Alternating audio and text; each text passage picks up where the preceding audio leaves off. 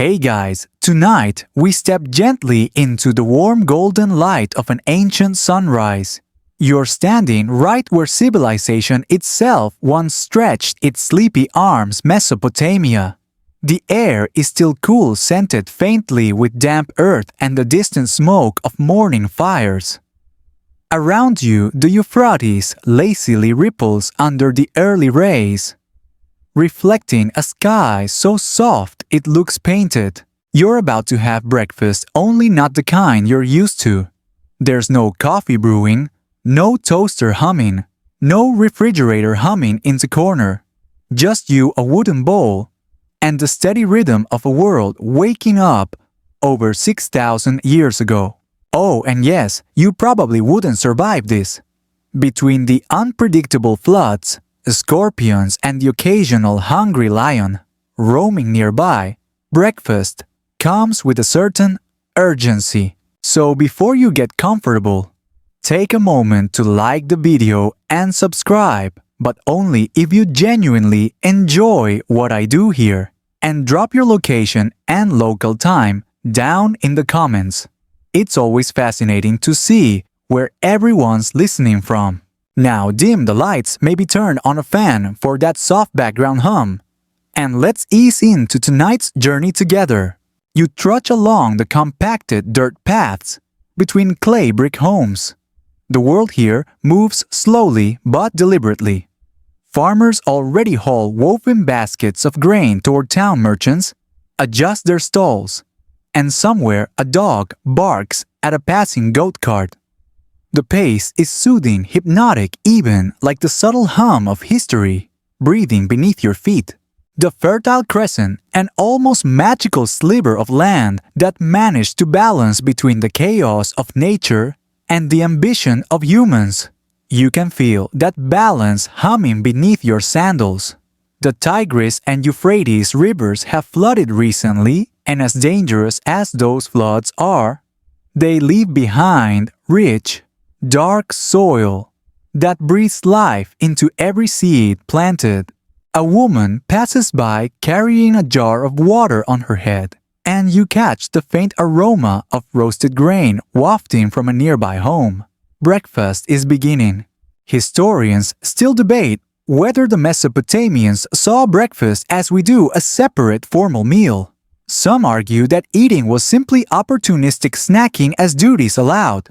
But what's clear is that the raw materials for what we'd recognize as breakfast were all right here. You stop beside a tiny field where a farmer kneels, inspecting his rows of emmer wheat. This was one of their earliest grains, a hearty, nutty-flavored ancestor of modern wheat. Right beside it grows barley, equally sturdy and deeply reliable. Both crops thrive here because of careful irrigation, an innovation that still amazes modern scholars. Mesopotamian farmers had no tractors or fertilizers, but they mastered canals and channels to harness the rivers. And with water came grain, and with grain came bread, beer, and porridge. Three pillars of their daily diet. Your fingers brush against the stalks, rough and stiff, not unlike tall grass, but heavier with seed. It's easy to imagine how these simple grains became the backbone of early civilization. Without them, this bustling world may never have risen from the mud. Nearby, an older man scatters feed to a small flock of goats, their soft bleats blending with the morning chorus. The goats nuzzle the feed hungrily, their warm breath visible in the cool air. These goats aren't just for meat, they're walking breakfast machines, providing rich, creamy milk, used in ways that would surprise you. But you'll get to taste that soon. For now, the sun climbs higher, casting long golden beams across temple tops and smoke columns spiraling from kitchens. You follow the gentle rhythm of life, the clang of a blacksmith beginning his daily work, the calls of merchants advertising their wares, the whispered prayers of a priest lighting morning incense, and through it all, the quiet undercurrent of one universal truth: before anything else, you've got to eat. The Mesopotamians knew the importance of breaking their fast, even if they didn't label it as dramatically as we do now. After all, you can't build cigarettes or write cuneiform tablets on an empty stomach. The scent of cooking grows stronger. Somewhere nearby, someone is baking flatbread on a simple clay griddle. The hiss of water meeting hot stone is oddly soothing, like nature's own version of white noise. You pause, letting your senses soak in every detail. The crackling firewood, the distant bleating goats, the chirping birds, greeting another sunlit day. And as you continue walking through the gentle morning bustle, you can't help but marvel in a world without alarms, emails, or traffic jams. Breakfast feels less like a rushed obligation and more like a quiet ritual. A soft beginning to whatever triumphs or disasters the day may bring. You step carefully along the narrow dirt path, your sandals kicking up little clouds of dust that drift lazily in the morning breeze. The scent of roasting grain pulls you forward, weaving through the air like a warm invitation. Soon, you find yourself standing before a simple open-air kitchen, a sun-baked courtyard, shaded by woven mats and wooden poles. A woman, her hair tied back with a strip of linen, is hunched over a flat stone slab. She hums softly, rhythmically grinding emmer wheat with a hand-held stone roller. The crunch of grain beneath stone is oddly hypnotic, like a heartbeat echoing through time. Emmer wheat, one of the first grains domesticated by humans, is coarse and tough compared to your modern supermarket flour. You watch as she patiently grinds it into a rough, slightly chunky meal. Not quite flour, not quite grits. Somewhere in between. Perfect for the breads, porridges, and yes, breakfast of ancient Mesopotamia. Historians still argue whether the switch from wild grains to cultivated emmer and barley was deliberate genius or happy accident.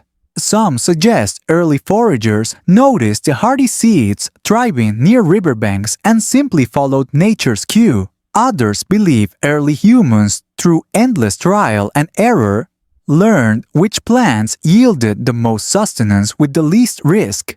Either way, by the time you're standing here thousands of years ago, this humble grain has become the very heartbeat of civilization. Without it, Mesopotamia would still be a wilderness of reeds and marshes. The woman pauses to stretch her back, wiping sweat from her brow.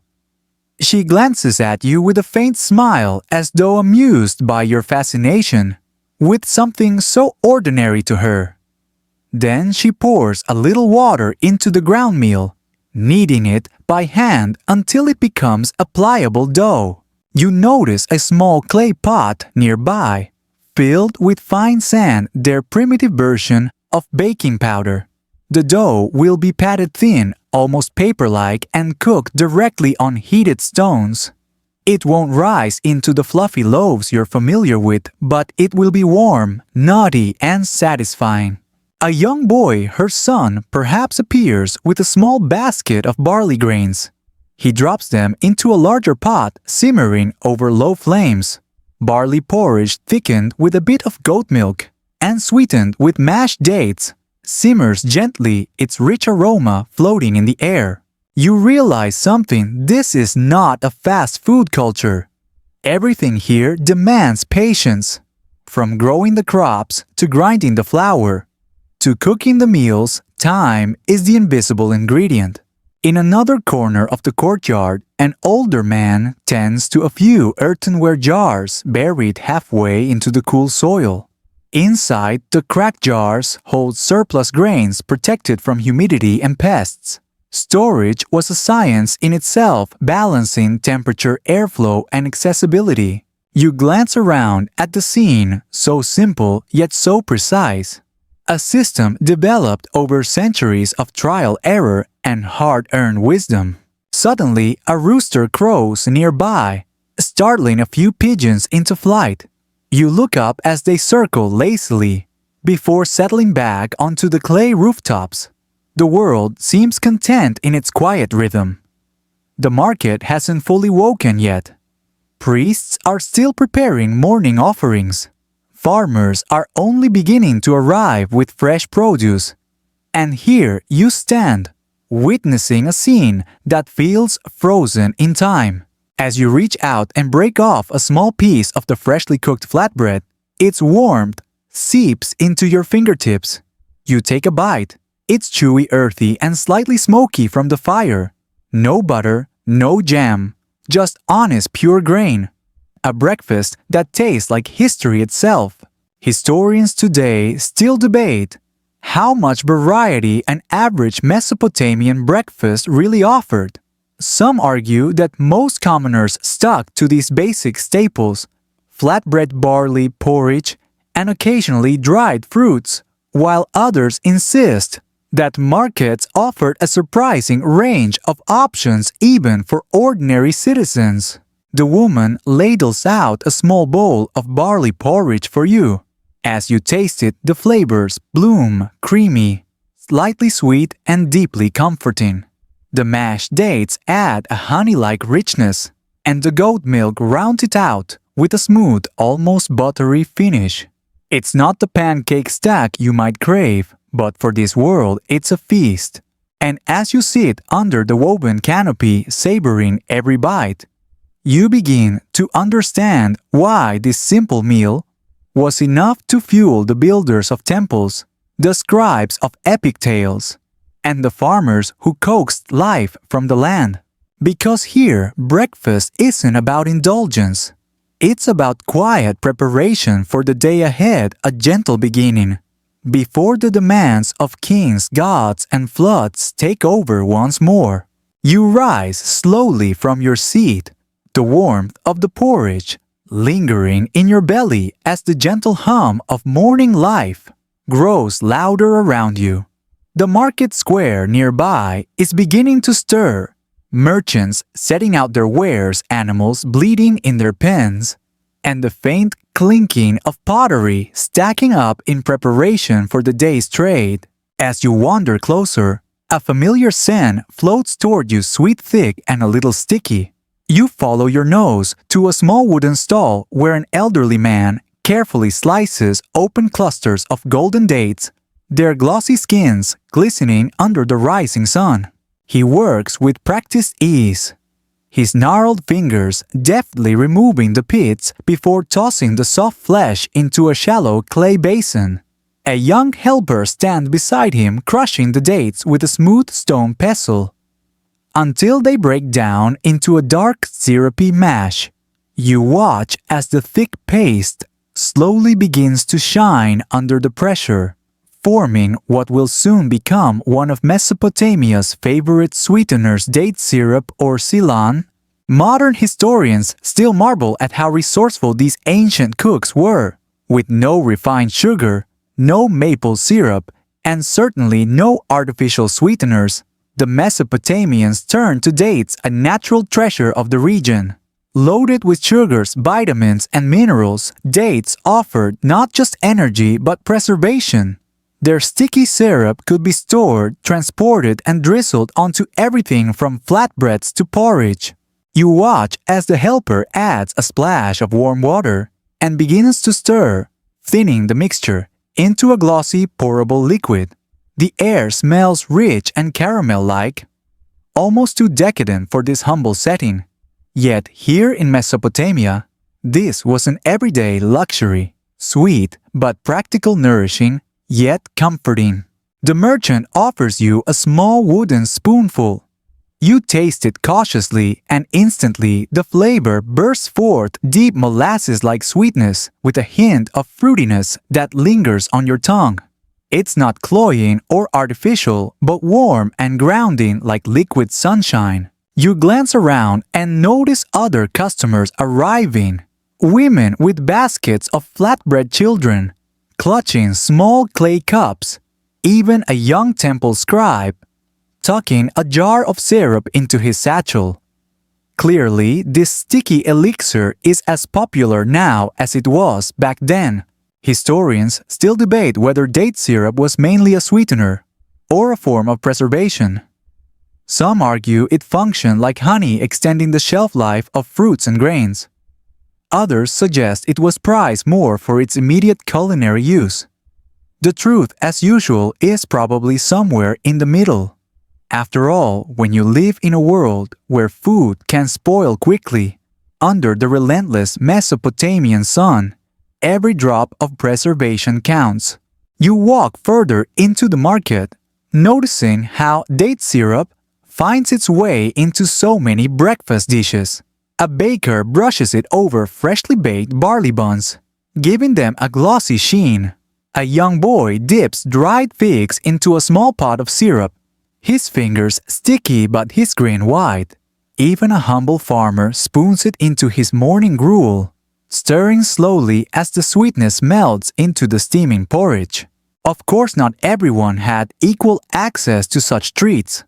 While dates grew abundantly near rivers and oases, transporting them to more distant cities made them a valued commodity. The wealthier your household, the more date syrup likely graced your breakfast table. You pause near a merchant, counting his clay tablets, early receipts, really carefully tracking his inventory of dates and syrup jars. Trade was the lifeblood of Mesopotamia, and even something as simple as syrup wove its way into the sprawling economic web that stretched from city-states like Uruk and Babylon to distant neighbors beyond the desert sands. As you take in the scene, it's easy to forget you're witnessing something thousands of years old. The faces, the goods, the transactions all feel strangely familiar. Swap the robes for jeans, the clay tablets for smartphones, and you might as well be standing in a modern farmer's market on a sunny Saturday morning. But here, in this ancient world, every spoonful of date syrup tells a story of labor, of nature's gifts, and of a people learning to sweeten their lives one sticky drop at a time. The sun climbs higher, and the soft morning shadows begin to shorten. The air grows warmer, and somewhere a faint breeze rustles through the palm trees lining the riverbank. The rhythm of Mesopotamian breakfast life continues unhurried, grounded, and gently sweetened by the gifts of the land. You wipe a bit of syrup from your lips and continue your walk, the soft hum of voices and the distant bleating of animals guiding you deeper into the ancient marketplace, where even stranger breakfast surprises await. The further you wander into the market's winding alleys, the more eclectic the offerings become. You pause near a small shaded stall, where several wide shallow baskets are lined with woven reeds. Inside, glistening in the morning light, lie rows of plump, silvery fish. Some are dried, stiff as planks. Others are salted and slightly damp, their skins puckered and glossy. Fish for breakfast. Your modern sensibilities twitch a little. Sure, you've heard of smoked salmon on a bagel, but this is different. These are river fish fresh from the Tigris and Euphrates, destined not for dinner plates, but for the first meal of the day. A wrinkled vendor waves you over with a gap-toothed grin, scooping a few salted specimens into a bowl for a nearby customer. The salt sparkles like tiny crystals under the sun, preserving the flesh in this hot climate long before the invention of refrigerators or iceboxes. Historians still debate just how common fish was in the average Mesopotamian's morning routine. Some believe it was reserved mainly for wealthier urbanites or temple priests, while others suggest that anyone living near rivers or marshes likely enjoyed it regularly, particularly when other protein sources ran scarce. You lean in, inhaling the sharp, briny aroma rising from the baskets. It's intense but not unpleasant, like standing too close to the ocean during low tide. The vendor hands you a small strip of dried fish on a thin reed skewer. You hesitate briefly, then take a tentative bite. The texture is chewy, the salt overwhelming at first, but as you continue, a savory richness surfaces an ancient version of jerky full of concentrated umami. It pairs surprisingly well with the flatbread still warm in your pouch. The vendor chuckles at your raised eyebrows. Good for strength, he says in Akkadian, though you only half understand his words.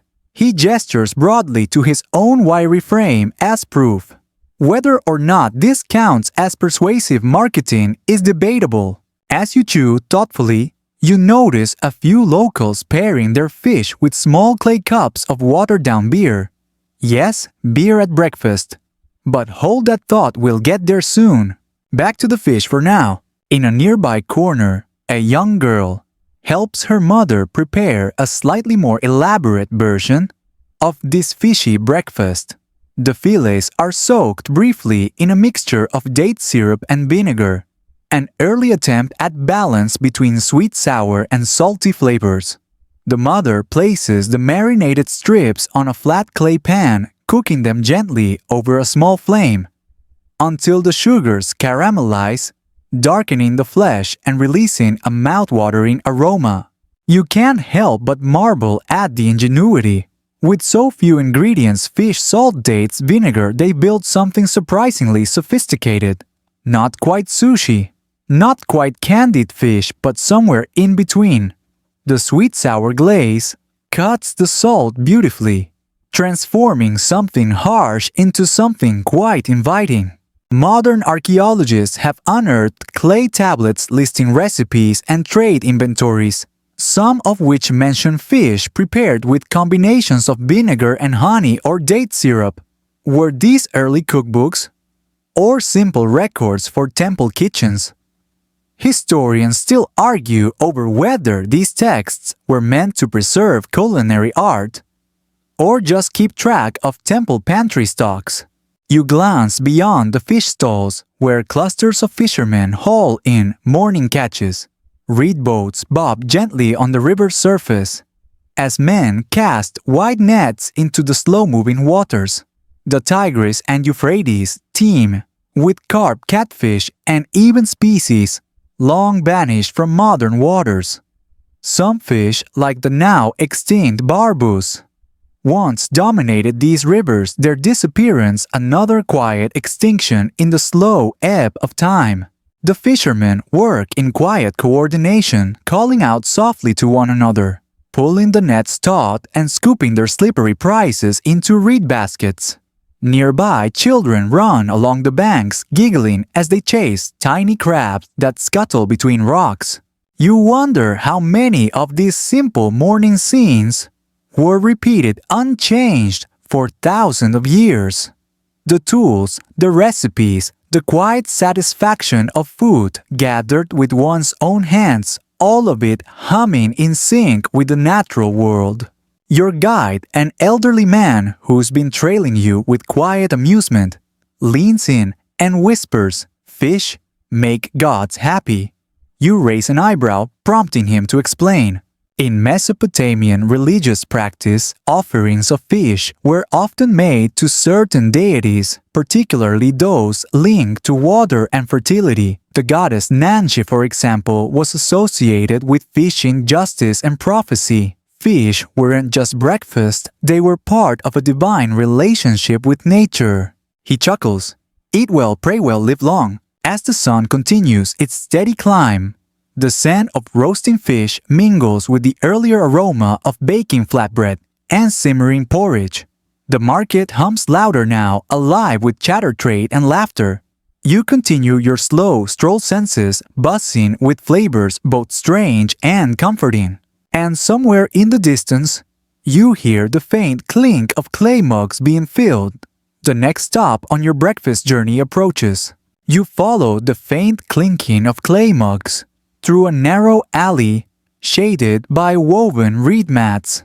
The air grows cooler here, carrying the unmistakable scent of fermentation, yeasty, earthy, and slightly sour.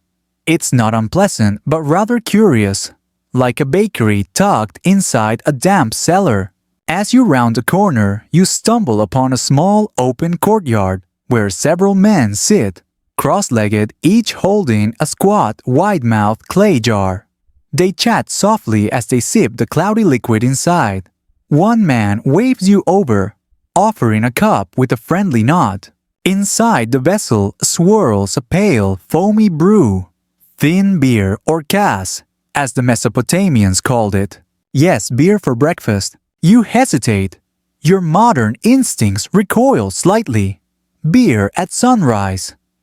But here in ancient Mesopotamia, this isn't your Saturday night pub crawl beverage. It's more like a nutritious morning smoothie without the blender, the protein powder, or the kale.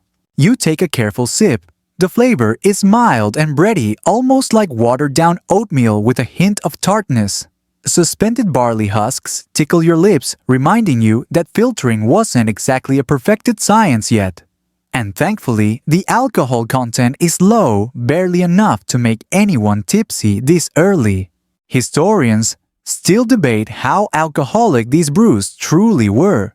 Some argue that the average batch was closer to modern kombucha or weak cider, while others suggest a more potent mix for special occasions. Either way, this breakfast beer provided hydration, calories, and vital nutrients in a world where clean water wasn't always guaranteed. You glance around at the other drinkers.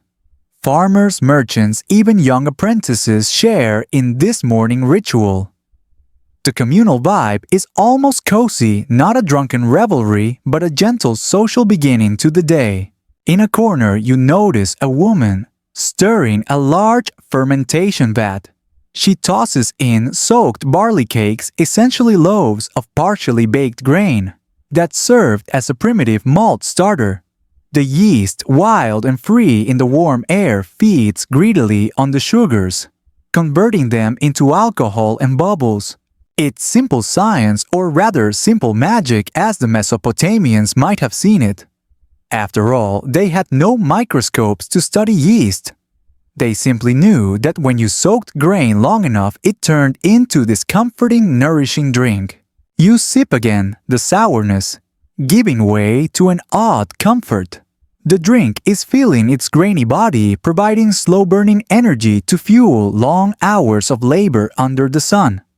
No espresso shots needed.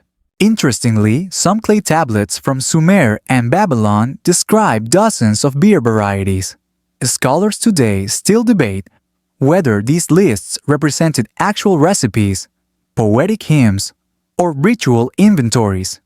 Were they really brewing 20 different types of kas when? Or was it simply temple scribes showing off their vocabulary? The truth likely lies somewhere in between. Mesopotamians loved to catalog, but they also loved variety, especially in their beer. Your guide leans in, lowering his voice, like he's sharing a secret. Beer was gift from Ninkasi, he says, nodding toward a small clay figurine nearby. Ninkasi, the goddess of beer and brewing. Entire hymns were written in her honor, praising the miracle of fermentation.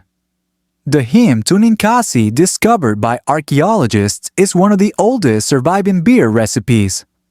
A rhythmic prayer doubling as brewing instructions.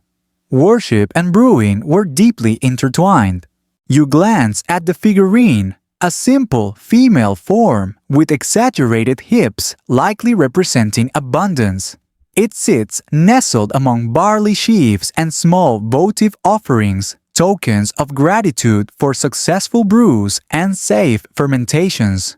As you listen to the murmured prayers and soft laughter, you realize how deeply food and spirituality are woven together here. Every bite, every sip carries layers of meaning, both practical and divine. The market around you hums steadily now. A potter carries stacks of fresh mugs.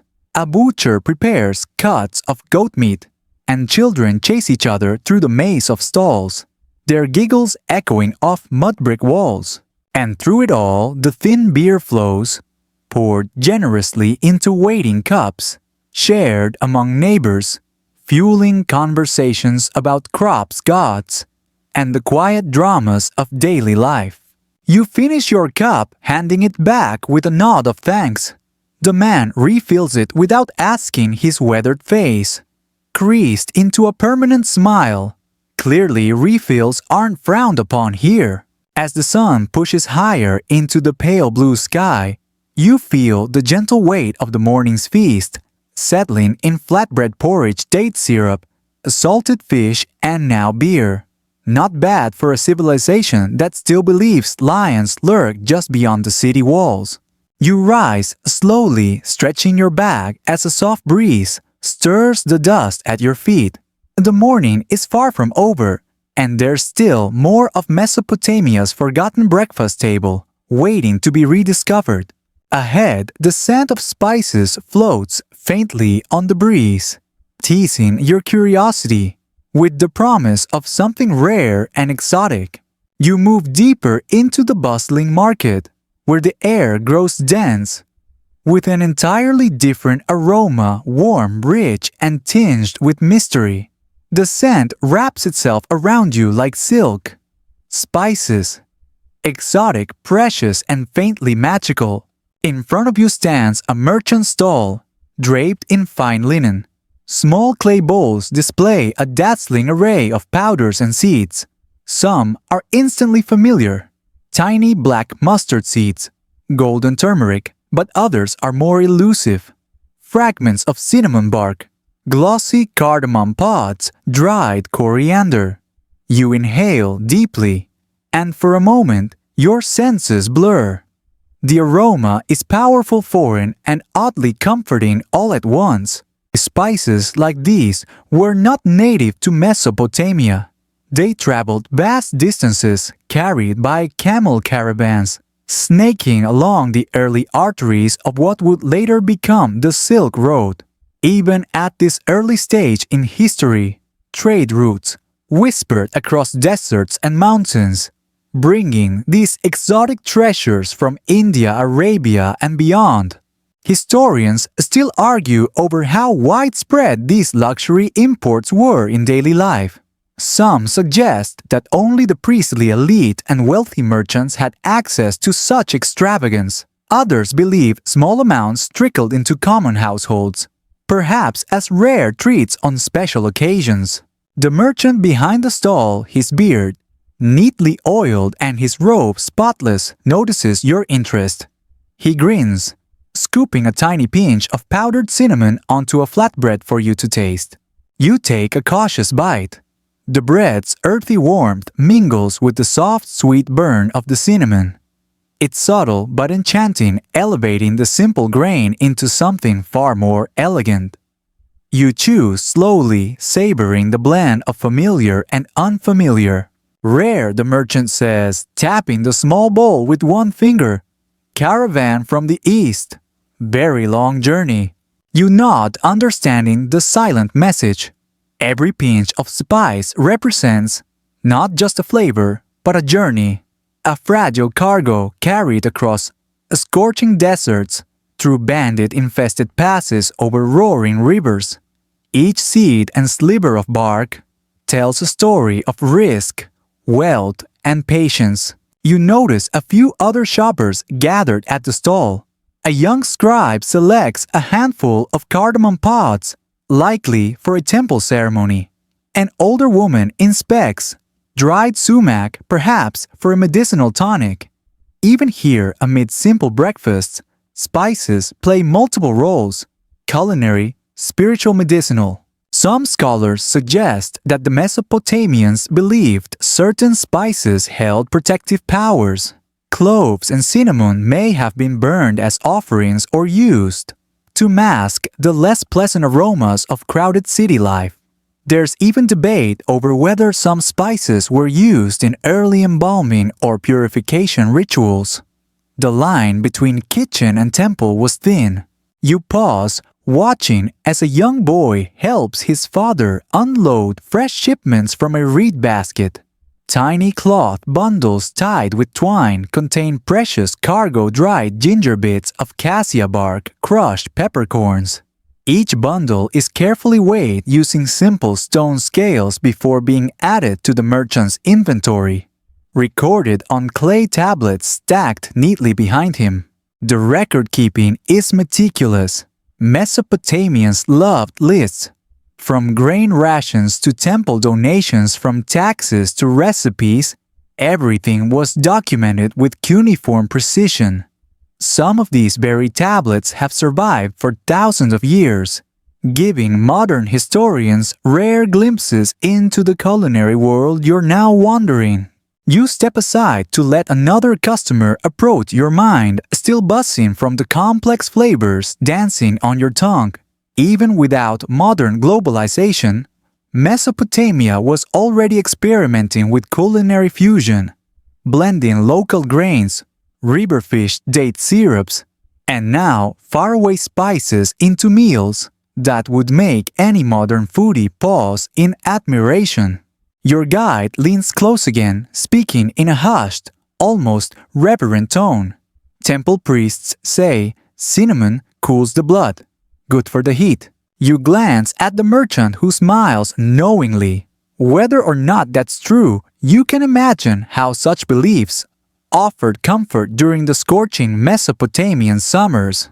Beyond the spice stall, you catch sight of a clay oven puffing gentle plumes of smoke. A baker is preparing honey cakes, lightly dusted with ground coriander and cloves, a kind of festive breakfast reserved for holy days and special markets. The aroma is almost intoxicating, filling the air with warmth and gentle sweetness. You're offered a small sample. The cake is tender, faintly spiced, and just sweet enough to linger pleasantly on your palate. It's a reminder that even in a world without sugar or elaborate confections, human creativity finds its way to indulgence. As you finish your bite, a caravan bell rings in the distance, a faint chiming carried on the wind. Another shipment of goods arriving from afar, another whisper of distant lands woven into Mesopotamia's daily life. You continue walking, the lingering taste of spice still blooming on your tongue as the morning market hums on around you. Ahead, you catch the unmistakable scent of dairy, and with it the next chapter in your ancient breakfast journey. The scent of warm milk draws you toward a small cluster of stalls where goats bleat softly in their wooden pens. Women sit nearby, stirring wide-mouthed clay pots with long, smooth sticks, their motions steady and unhurried. The faint aroma of sourness mingles with the earthy smell of damp straw underfoot. Dairy fresh, fermented, and depending on your constitution, potentially hazardous. But here in Mesopotamia, dairy was both a gift and a gamble. Without refrigeration or pasteurization, they developed clever ways to stretch its shelf life and to turn potential spoilage into something delicious. You stop beside one of the women as she lifts the lid from a tall jar. Inside, the goat milk has thickened into a creamy, slightly wobbly mass, something between yogurt and cheese. The surface glistens faintly tiny bubbles, tracing lacy paths along its edges. Historians still debate exactly how advanced Mesopotamian fermentation practices were. Some argue they mastered curdling techniques by accident, simply noticing that milk left overnight often thickened.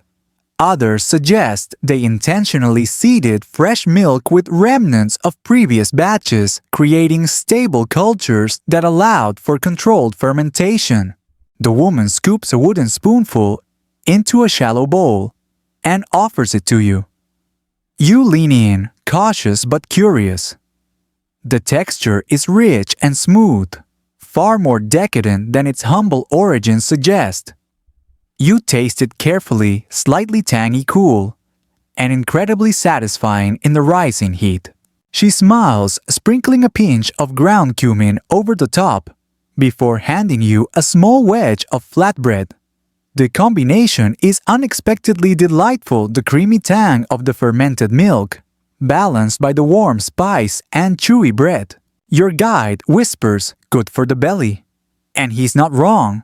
Even today, fermented dairy remains one of humanity's oldest and most reliable probiotics. You watch as another vendor stirs a different pot, a thinner, runnier version, resembling a drinkable yogurt. The liquid sloshes gently as she pours it into small clay cups, selling them to workers passing by on their way to the fields. A refreshing, cooling breakfast drink to counter the brutal Mesopotamian sun. Scholars still argue whether these dairy drinks were widely consumed or reserved for certain classes. Some records suggest fermented milk was popular in rural households and among herders, while wealthier urbanites may have preferred border or soft cheeses. As with much of ancient life, access depended heavily on location, season, and social status. You glance around the small dairy section of the market. Clay jars of clarified butter, primitive ghee, sit in tidy rows, their creamy yellow surfaces sealed with strips of cloth and clay lids. Nearby, small wheels of soft cheese rest on woven mats, drying slowly in the warm air. The versatility of dairy in Mesopotamia is astonishing. Milk wasn't just for drinking, it became cheese, butter, fermented drinks, and even ingredients for medicinal salves and religious offerings. The gods, after all, enjoyed fine meals too. You spot a clay tablet resting on a nearby counter.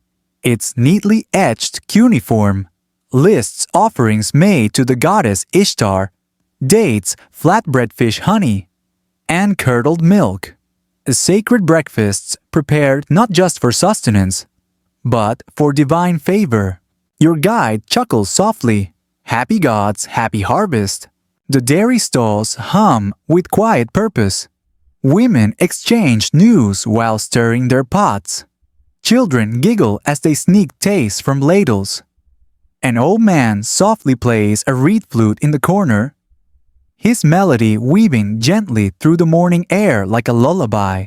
You feel the rhythm of it all, slow, patient, eternal. The work never ends, but neither does the satisfaction of crafting nourishment with one's own hands. Further down the path, you see a cluster of temple scribes, seated under an awning enjoying bowls of barley porridge, stirred with fermented milk and sweetened with a drizzle of date syrup.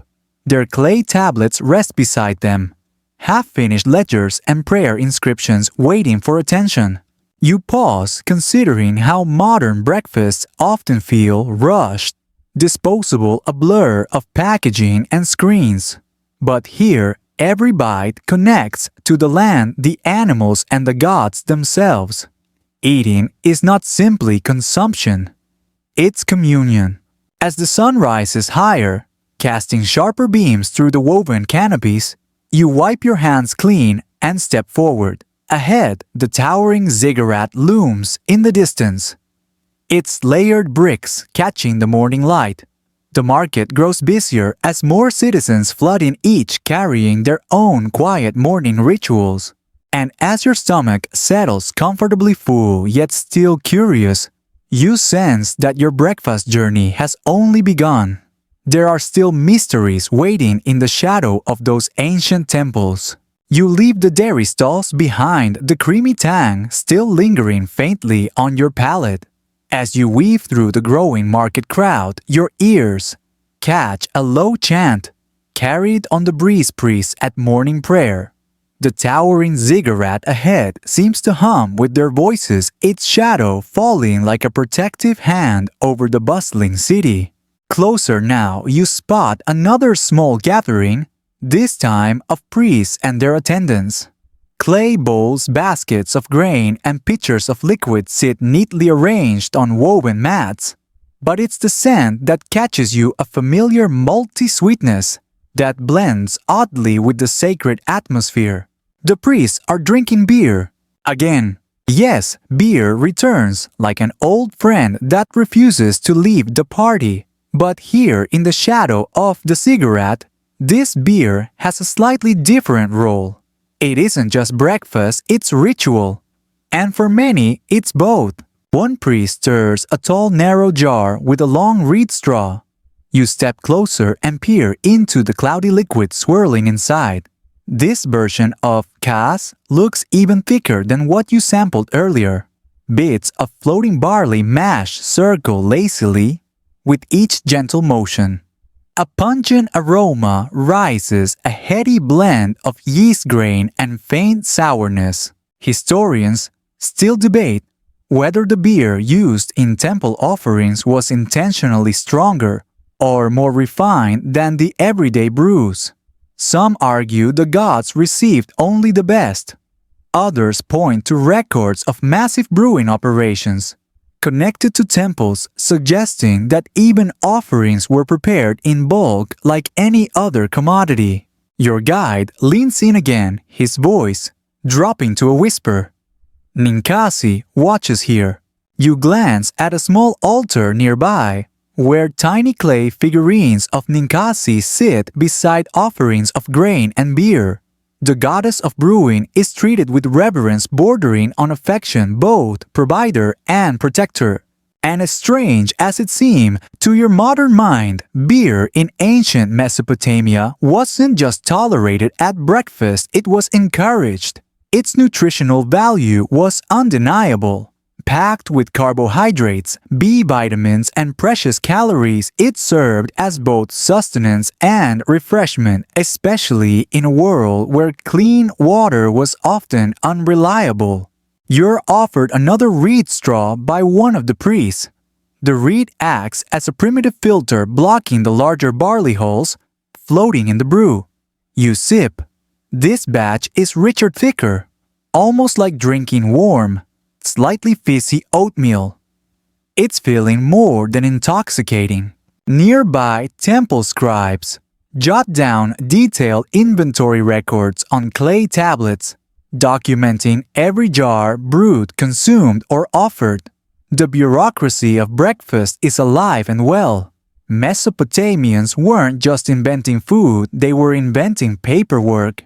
And yet, despite the records, historians still argue about beer's exact role in daily life. Was it consumed casually throughout the day? Was it regulated by temples and rulers? Was it always weak or sometimes shockingly strong? The fragments we have leave much to interpretation.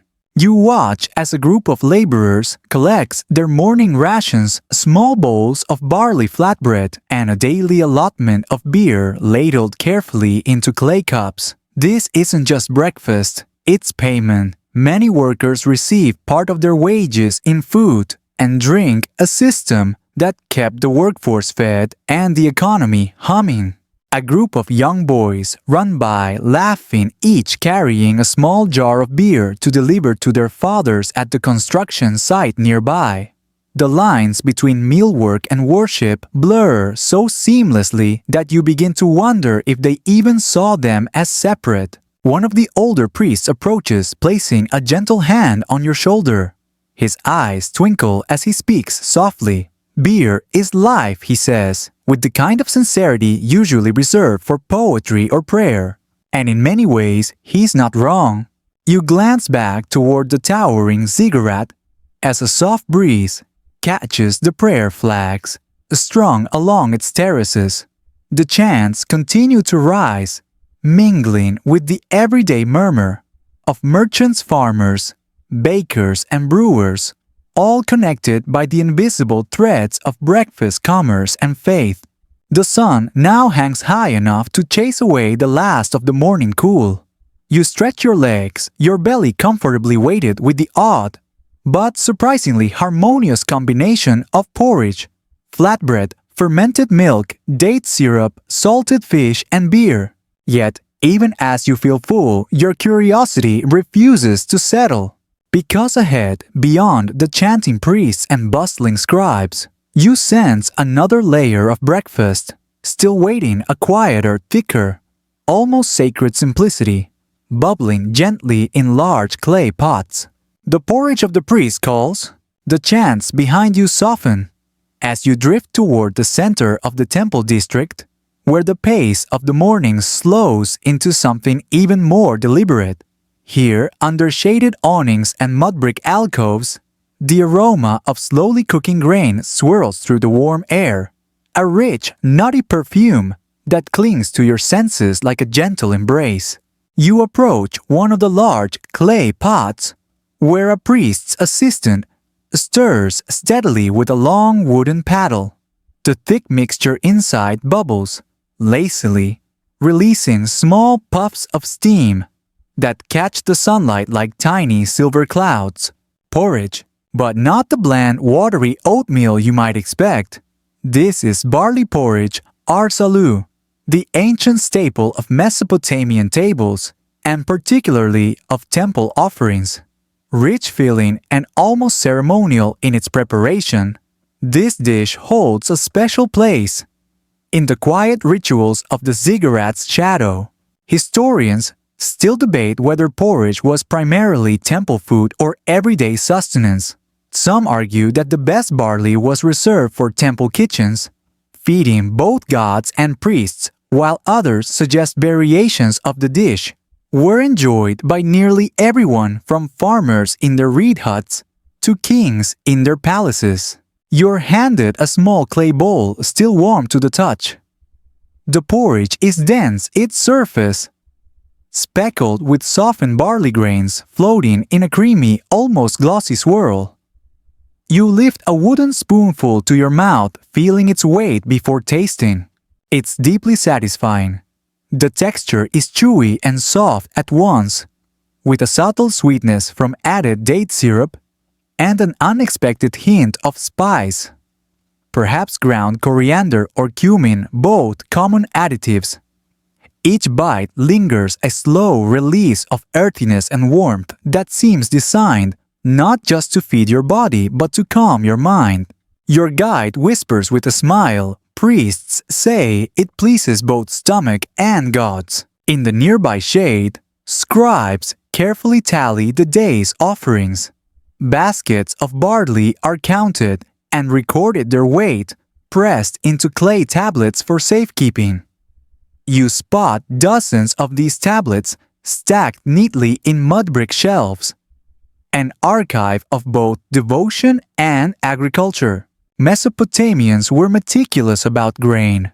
Entire fields were dedicated to growing barley, not just for eating, but for offerings, wages, trade, and even diplomacy. Grain was currency. Without it, temples couldn't function, armies couldn't march, and the gods, it was believed, might grow restless. And so, every morning, priests prepared this humble porridge as part of the temple's daily rites. Bowls were set before statues of the gods alongside incense, beer, and fruit. Sometimes the food was later consumed by temple staff. Other times it was left to spoil as a symbol of abundance freely given. You glance at one of the towering statues nearby, a serene-faced figure of Enlil, god of air, and storms carved from a dark stone and inlaid with precious shell and lapis lazuli. Before him sits a small offering table, its surface carefully arranged with bowls of steaming porridge, fresh dates, and flatbread. It's strangely intimate, as though the gods themselves are partaking in the morning meal alongside their worshippers. Some archaeologists have even suggested that these temple breakfasts acted as a form of early community welfare. The excess offerings once accepted by the gods could be redistributed to the poor, ensuring that everyone, regardless of status, received at least some nourishment each day. But whether this was generosity or simply clever logistics remains a matter of debate. Nearby, a group of children sit cross-legged, eating their own bowls of porridge under their mother's watchful eyes. One boy giggles as he tries to balance a sticky date atop his spoonful, only to have it topple into the bowl with a small splash. His mother scolds him playfully, then hands him a piece of flatbread to help scoop.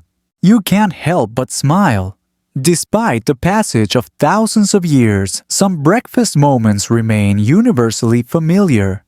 Your guide leans on his staff and gestures around him. Simple food makes strong hearts, he says, his voice thick with quiet pride. And indeed, this simple, hearty dish fueled generations who built cities, carved empires, and mapped the stars. The priests who offer it each morning see in every bowl not just nourishment but balance, a harmony between human need and divine favor. The porridge warms your belly, settling like a heavy, reassuring blanket. Around you, the steady rhythm of temple life continues. Scribes etch clay tablets, priests chant softly, laborers deliver fresh baskets of barley. As you rise, stretching your limbs, you realize how seamlessly breakfast here blends with worship commerce and daily routine. There are no hard lines. Everything feeds into everything else, both literally and spiritually. But the morning's exploration isn't quite over.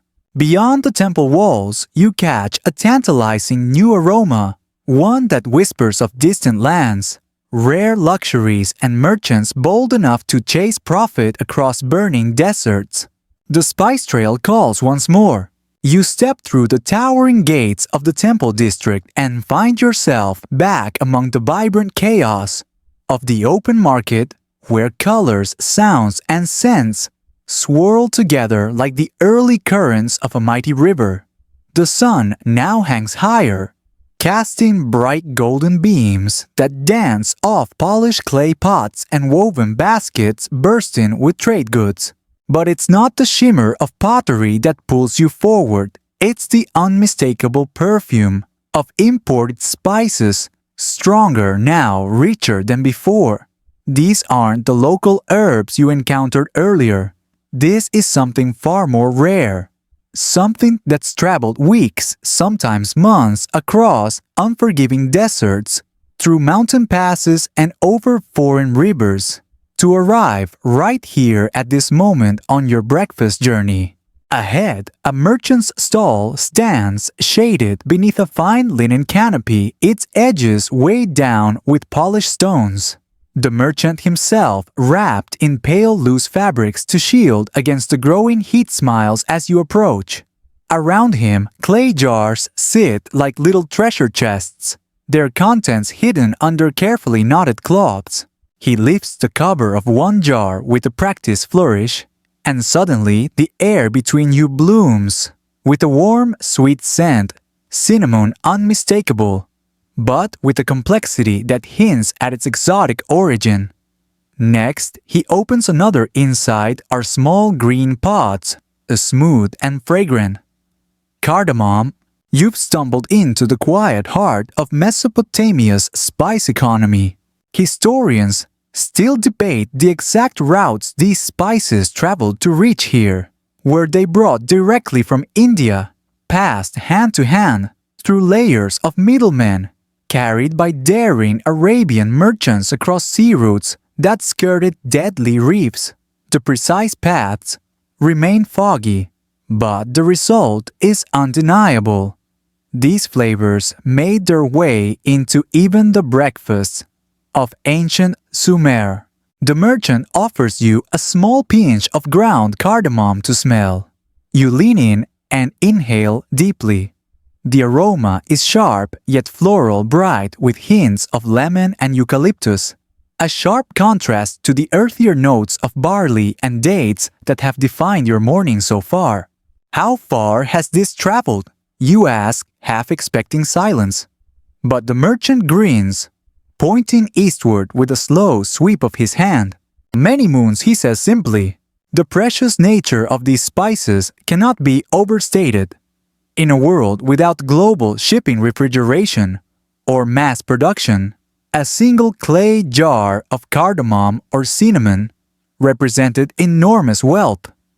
And yet, here they are integrated into breakfasts, when supplies allowed elevating simple meals into something memorable. Nearby, a woman prepares a small pot of spice porridge for her family.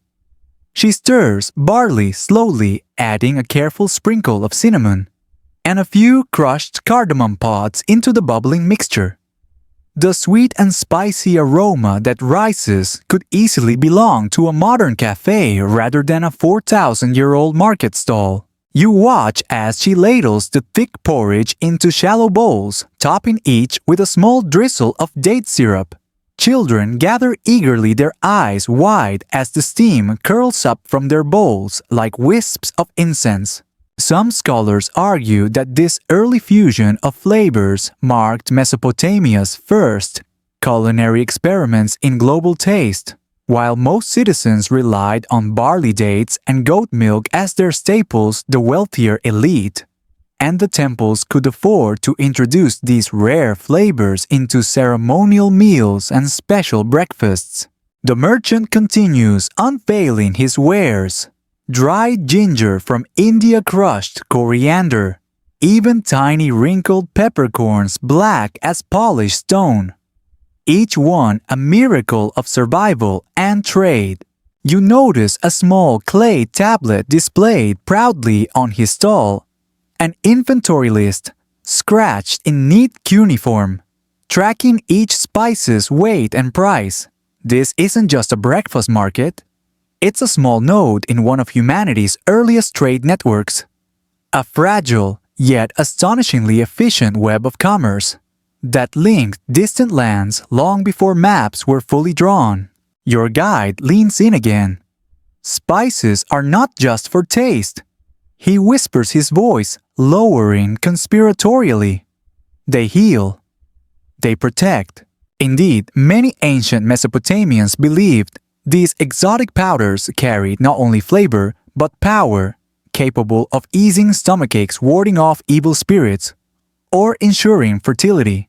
Cinnamon for circulation, ginger for digestion, cardamom for cooling the blood under the merciless sun.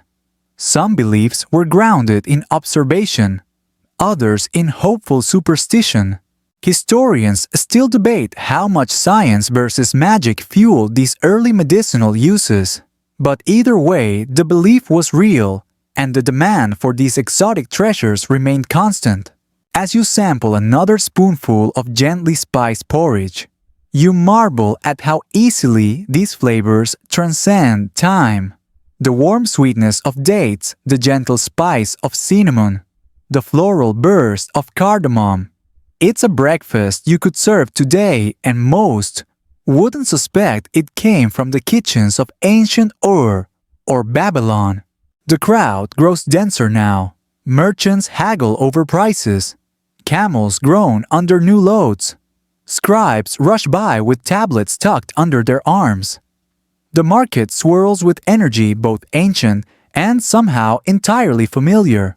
But just as you think your breakfast tour has reached its peak of luxury, your guide gently tugs your sleeve, gesturing toward another cluster of stalls in the distance. "There is more," he says softly. "Stranger foods, older ways." And so you follow, curious and content, deeper into the morning's unfolding tale. The market's vibrant pulse begins to thin as you move away from the grander stalls of spices and silks. Here, in the quieter edges of the bazaar, the air grows cooler, shaded by narrow alleys and low-hanging awnings woven from reeds. The fragrances shift once again, softer now. Tangier with a faint, almost sour edge that prickles your nose. You follow your guide's quiet gesture toward a line of humble clay jars, resting in the cool shadow of a stone wall. The women tending these vessels stir slowly, carefully, as if performing a ritual passed down through generations. One of them smiles as you approach, lifting a lid to reveal a thick, pale liquid swirling with lacy bubbles. Fermented dairy. It's unlike the creamy curds you sampled earlier. This is thinner drinkable, not quite milk, not quite yogurt, somewhere in between. A soft, pleasant sourness floats from the jar, blending with the earthy smell of clay. Historians still debate the precise recipes of these early dairy ferments. Was this Laban or a primitive kefir, perhaps something entirely lost to time? The ancient tablets rarely bothered to describe such everyday staples in detail, leaving modern scholars to piece together recipes from fragmentary references and educated guesses. The woman dips a ladle into the jar and fills a small clay cup, offering it to you with a quiet nod. You take a cautious sip. The liquid is cool and smooth, its sourness mild, followed by a faint, nutty aftertaste that reminds you of almonds or raw oats. It's refreshing, particularly under the steadily rising Mesopotamian sun. You take another sip this time, letting the flavors roll across your tongue. Fermented dairy like this served multiple purposes. It extended the shelf life of precious goat and sheep milk, offered probiotic benefits long before such words existed, and provided essential hydration and nutrition throughout the long scorching days. Your guide chuckles softly. Good for heat, good for belly, bad for new drinkers, he adds, watching your eyebrows twitch at the unfamiliar sourness. Nearby, another woman prepares a thicker version. She stirs a second pot, more vigorously, its contents churning like porridge, but with small white curds bobbing on the surface. Into this mixture, she sprinkles crushed garlic and a pinch of salt, a savory twist on the morning meal. You watch as several workers line up with small wooden bowls, receiving ladles of this curdled salty mixture, alongside pieces of flatbread and tiny clusters of dates. A laborer balances his bowl carefully on one knee, using the bread to scoop the thickened curds with practiced ease. Historians still argue whether these fermented dairy dishes were primarily consumed at breakfast or throughout the day. Some suggest they were favored during the hotter months when fresh milk spoiled too quickly. Others propose they may have been considered a poor man's protein, humble, yet vital for those who couldn't afford large portions of meat or imported grains. Beyond simple sustenance, fermented dairy also wove itself into the realm of medicine. Mesopotamian medical tablets reference treatments involving curdled milk and honey for stomach complaints, and even external applications for wounds. Whether it worked or not is debatable, but the faith in its healing properties ran deep. Your guide waves toward a small shrine nearby, where a handful of clay figurines sit beneath a tiny altar. Gula, he whispers, the goddess of healing. You nod, understanding the connection. In a world where medicine and magic often blurred, breakfast could double as both nourishment and preventative care. Children play nearby, sipping thinner versions of the fermented milk from clay cups while their mothers gossip softly. An older woman offers you a small chunk of soft tangy cheese, its surface lightly salted and wrapped in fig leaves. You bite into it. The texture is crumbly, its flavor sharp yet smooth, the salt balancing the tartness perfectly. Even here, amid the simpler foods of the common people, there's a remarkable diversity in preparation, different levels of fermentation, varying degrees of salt, subtle regional twists based on herbs or spices available.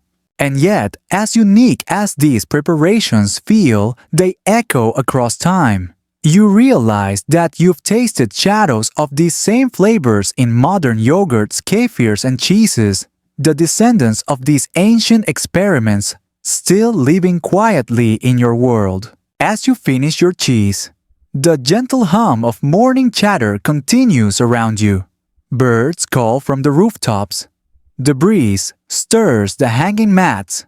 Somewhere a goat bleats indignantly as a child tries to drag it along by a frayed rope. But your guide isn't finished yet. He taps your arm lightly, pointing toward a wide plaza opening further down the lane. The stone walkway ahead gleams in the sunlight, and beyond it, you see rows of low stalls crowded with people, the heart of the city's bustling morning trade. Come your guide smiles, eyes twinkling. The temple markets wait. And so, you walk on your belly, pleasantly weighted by barley dates, fish beer spices, and now the cool sourness of ancient dairy.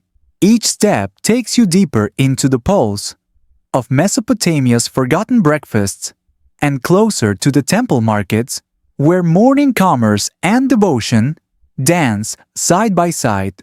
You follow the steady current of people pouring into the temple market plaza, a wide, sunlit expanse, alive with the low hum of voices, the shuffle of sandals on stone, and the rhythmic clatter of clay jars being shifted from cart to stall. Overhead, fabric canopies ripple gently in the morning breeze, casting pools of shade across the busy scene. Here, breakfast becomes more than a private ritual.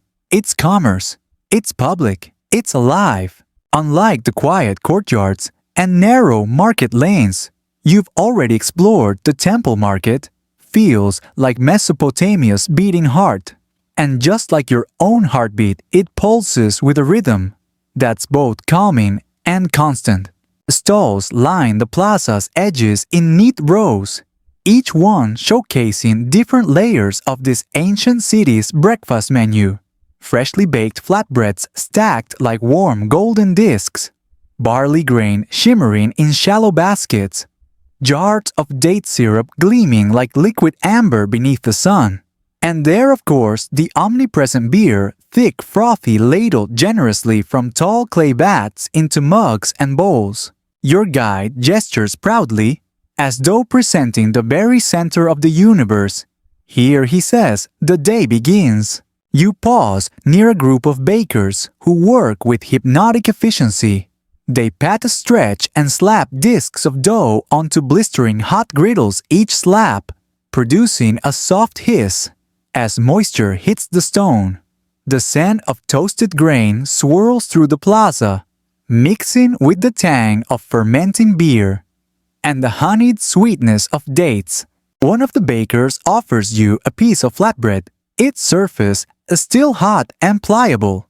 You tear off a corner and bite in soft, slightly chewy with that same comforting nutty flavor you've come to recognize as the essence of emmer and barley. Historians still debate whether markets like these were strictly controlled by temples or operated with more casual oversight. Some records suggest that temple priests monitored transactions, collected taxes, and even set prices on certain goods. Others argue that much of this activity ran on a kind of organized chaos, with merchants self-regulating under the ever-watchful eye of both priests and gods. You walk slowly past stalls offering small bowls of porridge prepared fresh for temple workers and early shoppers alike. Some bowls are plain while others shimmer with drizzled date syrup or, for wealthier buyers, a rare sprinkle of imported spices. Children sit cross-legged, slurping eagerly as their parents haggle nearby. Beyond the food, you spot a line of fishmongers displaying their river harvest, salted and dried for long-term storage, or freshly caught and laid out on woven mats. Sharp-eyed housekeepers inspect the fish closely, lifting gills, poking flesh, negotiating prices in quick-clipped phrases. Your guide leans in, whispering a quiet joke. Same as today. Best fish costs most. You chuckle, realizing just how familiar these morning routines feel, despite the gulf of thousands of years. At one corner of the plaza, a small group of priests oversees a separate section of the market reserved for temple provisions. Here, offerings are gathered, daily baskets of grain jars of oil, clay pots filled with beer and milk. Scribes stand nearby with styluses poised carefully, etching records onto wet clay tablets. One priest accepts a delivery of figs and pomegranates, inspecting them with an air of quiet ceremony. Though these foods might find their way onto breakfast tables, much of it is destined first for divine consumption. Historians still argue whether these offerings were literal gifts to the gods or a clever system of redistribution managed by temple authorities. Were the gods actually expected to eat, or was this a sacred tax that kept both the temples and the poor fed? The truth, as always, remains somewhere between practicality and belief. You pause to observe as another group of workers unpacks sealed jars of fermented dairy and butter for both sale and offering. The dairy's distinct tang blends into the market's growing perfume, a symphony of salt, sweet, sour, and spice. Next to the temple, scribes, a few wealthier citizens, negotiate quietly with spice merchants. The tiny cloth bundles change hands with careful deliberation. Cinnamon, cardamom, ginger. Though rare, these exotic imports are slowly making their way into the city's more elaborate breakfast rituals, one cautious pinch at a time. You realize that in Mesopotamia, breakfast isn't simply one meal. It's a sprawling system of layers: personal sustenance, trade, temple offerings, ritual commerce, and even diplomacy, all wrapped into the first hours of the day. The sun climbs higher, casting sharper shadows beneath the market's canopies. The steady drone of conversation rises and falls, like waves lapping against the city's clay walls. And still the work continues. Bread-baked beer, ladled porridge, stirred fish, weighed. Your guide smiles gently. The day is born here. And as you take one last slow glance across the plaza, you feel it too, that quiet miracle of civilization unfolding beneath your feet, one bite, one sip, one humble trade at a time. But your journey is not yet complete, for beyond the bustling market and the temple offerings, deeper still within Mesopotamian belief, lie the foods that promise more than nourishment foods, wrapped in mystery, healing, and superstition. The breakfast of the hopeful, the breakfast of the fearful, the breakfast of those who trusted their gods to protect their bodies and their souls. You follow your guide once again, leaving behind the steady murmur of the market as the alleyways narrow. The warm buzz of commerce fades into a quieter hum, a softer, more private space, where breakfast carries an extra layer of meaning. Here you are, no longer surrounded by the everyday staples of flatbread porridge and beer. Instead, you enter the world of healing foods, where breakfast is not merely eaten, but prescribed, whispered about, and offered up as quiet protection against the 1,000 daily dangers that haunt Mesopotamian life. Your guide slows his pace, his voice dropping into a softer tone. This, he says, is where people feed their fears and their hopes. You approach a small stall shaded by a reed mat where an elderly woman stirs a thick, sticky mixture inside a polished clay bowl. The paste gleams dark under the light, a mixture of mashed figs, crushed sesame seeds, and a drizzle of honey-like date syrup. The aroma is sweet, dense, and faintly nutty. She offers you a small piece, pinched between two flatbread wedges like an ancient breakfast sandwich. You take a bite and the flavors bloom, a syrupy sweetness, grounded by the sesame's faint bitterness and the soft chew of figs. Good for the heart, your guide murmurs. Good for strength. Keeps the shadows away. Historians still debate how much medical science the Mesopotamians truly understood. On one hand, they had extensive medical texts, some of the earliest ever written, filled with recipes like this, mixtures meant to cleanse, protect, or fortify. On the other hand, many of these treatments mingled freely with prayers, spells, and invocations to the gods. The line between nutrition and medicine, very thin. The woman behind the stall carefully grinds a pinch of frankincense into the paste, a fragrant resin more commonly burned in temples. Some believed small amounts could purify the body if consumed. Others swore it soothed the nerves and warded off evil. You glance at a small tablet. Resting nearby its cuneiform, neatly pressed a collection of medical incantations, listing foods, herbs, and divine appeals. Eat this chant that wash with this oil, all part of a single ritual designed to keep illness at bay. Your guide's voice softens even more. Every bite a prayer. Next to the fig and sesame stall, another vendor prepares a thick gruel, made from ground lentils, barley flour, and garlic. The sharp, savory aroma cuts through the humid morning air. She stirs slowly, adding a drizzle of goat fat and a dusting of crushed coriander. Good for the stomach, your guide nods, and for spirits that travel in the night. Some scholars argue that many of these breakfast concoctions acted as ancient forms of preventative medicine, intended not only to nourish but to protect. With no real understanding of germs, people leaned on what they could observe. Certain foods seemed to make them feel better or worse. Nearby, a mother carefully feeds her child spoonfuls of a warm, pale broth infused with honey and pounded date seeds. The child coughs softly between sips. The mother strokes his hair, whispering softly, as if her voice itself carried healing power. You watch as another man purchases a small packet of dried juniper berries believed to purify the blood. A priest stands nearby offering quick blessings for those who request them before partaking in their healing meals. Even temple physicians often prescribe food alongside prayers.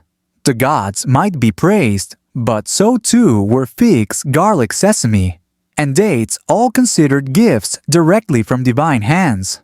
Some Mesopotamian tablets go so far as to classify illnesses based on which foods should be eaten to counter them. One tablet lists sesame and honey for chill in the bones, barley gruel for the heavy stomach, and fig cakes for weak blood. Your guide chuckles as you sample a tiny cake, made of crushed walnuts, honey, and dried grapes. Good for the old ones, he says, patting his chest. You nod, savoring the richness, slightly chewy, faintly bitter, but undeniably satisfying. The more you explore, the clearer it becomes. Breakfast here was never just about hunger. It was layered with meaning, offering strength, invoking protection, and bargaining gently with fate. When lions roamed outside the walls, floods threatened every season, and gods were known to quarrel. Even a morning meal became part of one's defense against uncertainty. A small group of scribes sits nearby their styluses, scratching softly on fresh clay as they copy down prayers and prescriptions for clients who wait patiently in line. Food, faith, and fear spiral together like threads in an ancient braid. As you rise to leave, a final aroma catches your attention. Something faint, smoky, almost sacred. You turn to your guide, who nods toward the temple steps beyond. Now he whispers, "See what fades." And so you follow once again, your belly full, not only with food, but with the strange comfort of ancient rituals meals that whispered to the gods while fortifying the fragile humans below. The next chapter in your breakfast journey approaches the slow disappearance of these ancient traditions, swept away by time war and the march of empires. The temple fades behind you as your guide leads you to the edge of the city, where the hum of daily life quiets into the soft rustle of reeds swaying beside irrigation canals. The sun is now high overhead, its heat flattening the distant landscape into shimmering waves. You pause beneath the thin shade of a date palm, your eyes sweeping across the land that once cradled one of humanity's earliest and most ambitious civilizations. And yet, as enduring as the flavors of Mesopotamia once were, many of these breakfast traditions you've witnessed, these flatbreads, porridges, fig pastes, and spice stews, have already begun to slip through history's fingers. Your guide's voice softens. Many things end slowly. Historians still debate exactly when and how these daily rituals of food began to vanish. There was no single catastrophe, no one moment when Mesopotamian breakfasts ceased to exist. Instead, change crept in, like the slow rising of the rivers, steady, inevitable, and largely unseen, until the old ways were submerged. You watch as distant farmers move carefully through narrow irrigation ditches systems, once cutting-edge, now fragile and overstressed. Over time, the rivers that once gave life to these fields began to turn against them. Poor management, rising salinity, and constant silt buildup slowly poisoned the very soil that had fed generations. Without healthy crops of barley and emmer, the backbone of Mesopotamian breakfasts weakened. Less grain meant fewer loaves, less beer and fewer offerings for gods, who had grown accustomed to their daily share. Meanwhile, as empires rose and fell across the Fertile Crescent, new conquerors brought their own tastes, ingredients, and methods. Akkadians, Assyrians, Babylonians, Persians, all layering their own culinary traditions atop the fading Sumerian table. Some recipes evolved, others vanished entirely. Trade routes shifted too. As power centers moved east and west, spices that once trickled into Mesopotamia's morning bowls were rerouted, hoarded by new kingdoms. Cinnamon, cardamom, and ginger that once graced barley porridges became less common, replaced by more locally available herbs and simpler fare. Your guide squats near a small stream, scooping up a handful of silty water. He lets it drain slowly through his fingers. "The land forgets too," he murmurs. Even the animals that once played starring roles in these breakfasts faced their own declines. Goats and sheep remained, of course, but wild fish populations began to shift. Some species, like the massive barbus fish that once filled the Tigris and Euphrates, dwindled over centuries, their absence yet another thread unwoven from the breakfast tapestry. Religious shifts hastened the loss. As newer faiths spread across the region, many of the rituals that had tied food to the divine faded away. Temples that once hummed with chants and morning offerings fell silent or were repurposed under new regimes. Gods like Ninkasi and Enlil were gradually replaced, their altars forgotten, their foods no longer prepared in their honor. And yet traces lingered.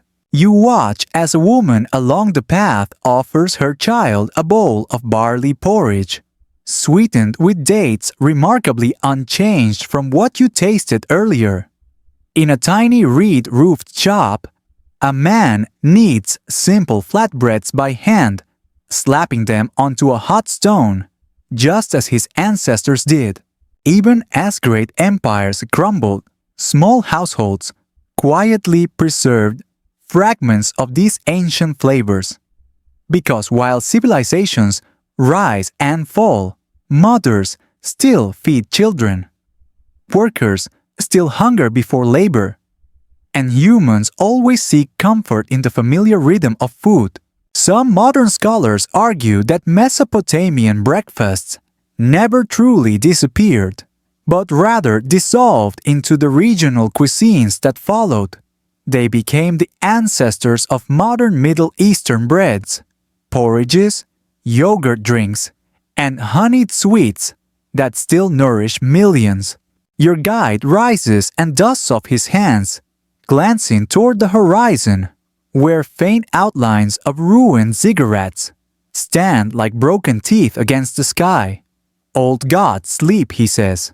But some tastes, some small tastes, they stay awake. You not feeling the weight of both loss and continuity. The grand temple markets the elaborate offerings. The complex beer recipes, they may have faded. But in bowls of barley, in flatbreads, baked on hot stones, and in the soft sweetness of dates, echoes of Mesopotamia still live on. A cool wind stirs the reeds, carrying with it the faintest scent of grain fields and distant riverbanks. A fragile memory whispered across time. As your guide gestures forward, you realize there's one last chapter waiting. How these ancient breakfasts quietly endure in the kitchens of today. Long after empires have crumbled to dust, you walk once more following your guide along a dusty trail that curves gently away from the ruins of the ancient city. The path rises slightly, offering you a sweeping view of what remains the broken ziggurat behind you.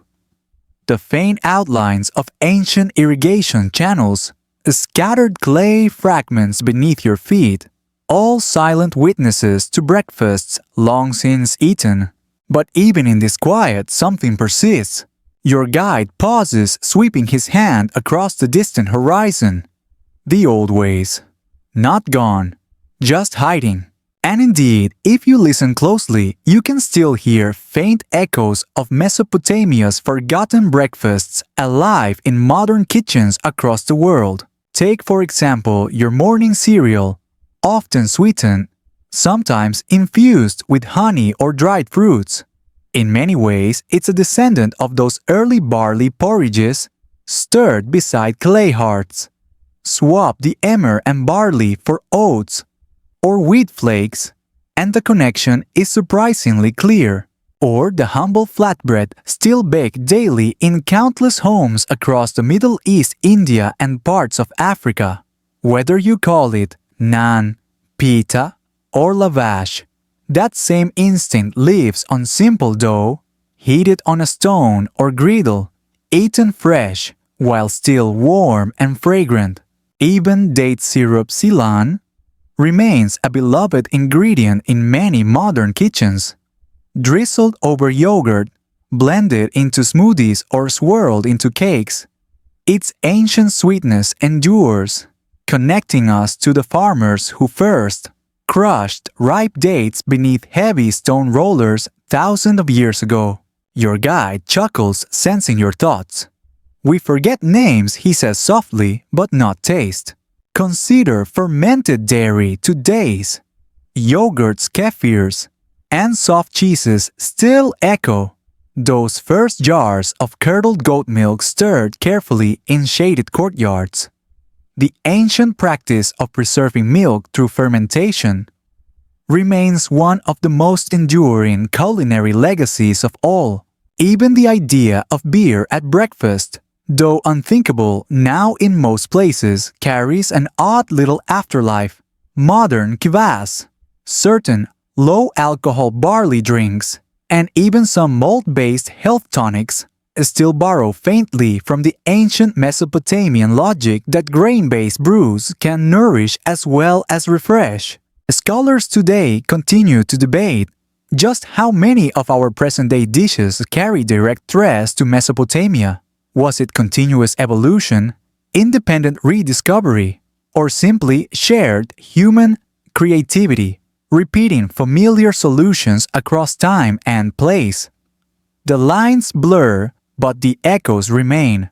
You watch as a flock of goats shuffle along a nearby trail, their bells jingling softly, a living link to the herders who once provided the milk, meat, and cheese for those first breakfasts under the Sumerian sun. Your guide's voice grows even softer.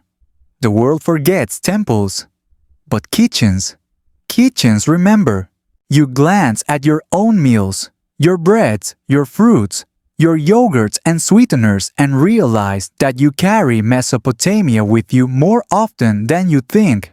Not in monuments or epic tales, but in the quiet repeated act of breaking your own fast each morning.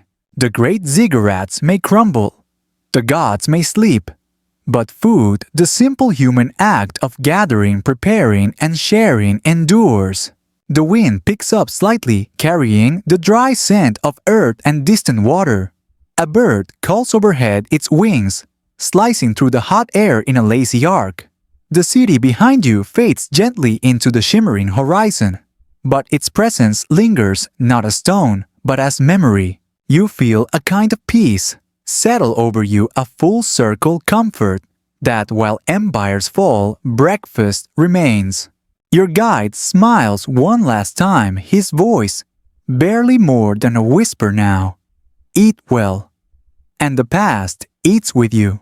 And with that, the story of Mesopotamia's forgotten breakfasts eases into silence. Now, as the last traces of Mesopotamia slip into the soft folds of memory, let yourself relax. The morning heat fades, replaced by a cool, calming breeze. The distant hum of markets, priests, and merchants grows softer like a song you can barely hear but still feel. Picture yourself sitting beneath the shade of an old date palm, the warm scent of barley bread still lingering in the air. The rivers flow gently beyond your sight, carrying with them the ancient whispers of those who once rose with the sun, tended their flocks, and prepared simple meals that sustained not just their bodies but their entire world. With each slow breath you feel your body grow heavier, sinking into a place of perfect stillness. The worries of the modern world slip quietly aside like sand settling at the bottom of a jar. The gods no longer call. The scribes no longer write. The temples no longer hum. But the quiet heartbeat of breakfast, of nourishment, of beginning, remains gentle and eternal. Let your thoughts drift now like small boats on the Euphrates, floating steadily toward a peaceful shore. You are safe, you are full, you are carried by stories far older than memory. Sleep well,